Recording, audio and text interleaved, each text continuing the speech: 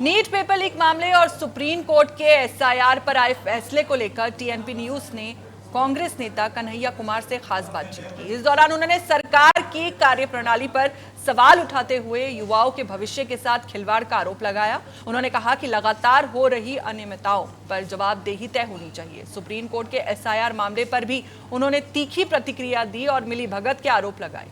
साथ ही सरकार और संबंधित एजेंसियों की भूमिका पर भी सवाल उठाए। देखिए, अभी देश में कई ऐसे अहम मुद्दे चल रहे हैं जिस पर पक्ष और विपक्ष के बीच तीखी नोकझोंक देखने को मिल रही है, चाहे नीट पेपर लीक का मामला हो या फिर एसआईआर पर सुप्रीम कोर्ट का फैसला।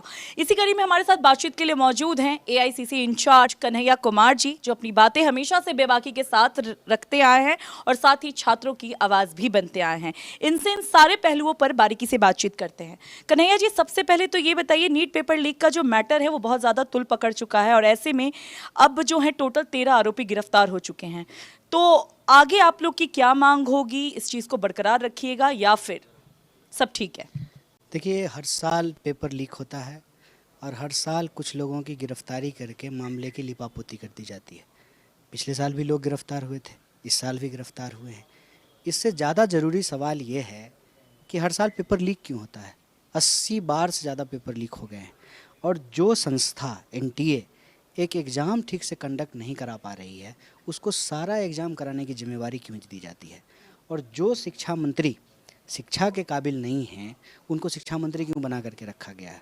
और जो प्रधानमंत्री परीक्षा पर चर्चा करते हैं, पेपर लीक होने के बाद वो चुप्पी क्यों साथ लेते हैं।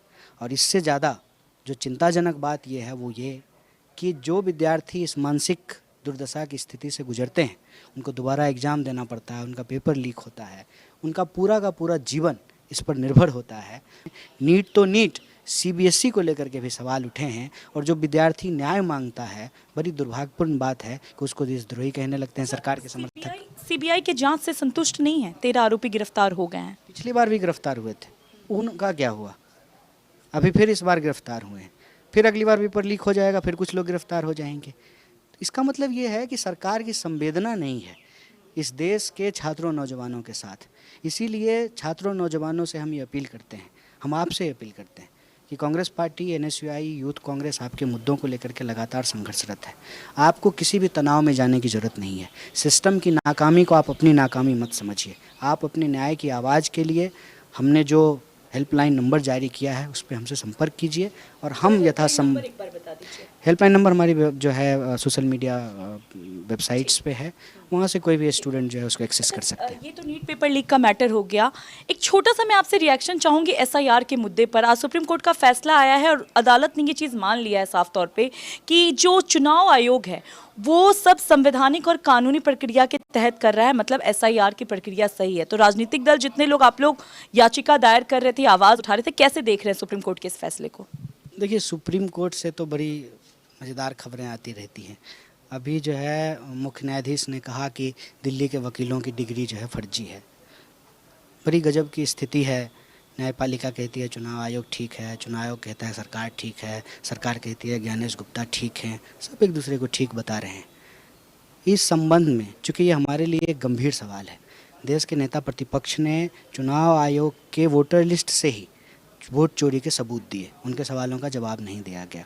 हमारे लिए गंभीर विषय है, तो पार्टी आपको आधिकारिक तौर पे जो इसमें कानूनी पेचीदगी है उसका जो डिटेल है आपको सूचित करेगी।